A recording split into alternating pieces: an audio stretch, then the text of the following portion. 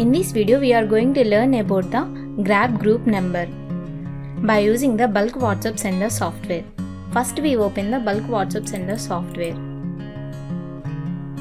and next go to the tools menu. Grab group numbers. This tool is used to prepare the group numbers in a list. Let us see the how to grab the group numbers in a list. First, we click on the grab now button and next click on the click to initiate button. Here Chrome is open automatic and next scan your WhatsApp web by using the QR code.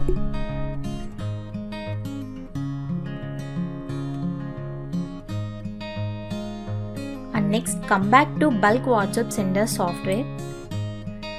Next click on the start grabbing button.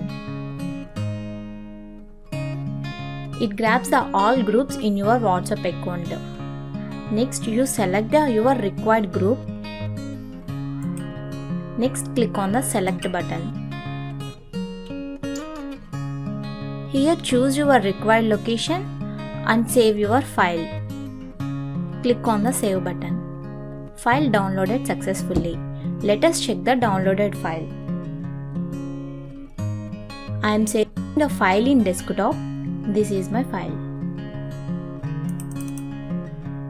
This is my downloaded file.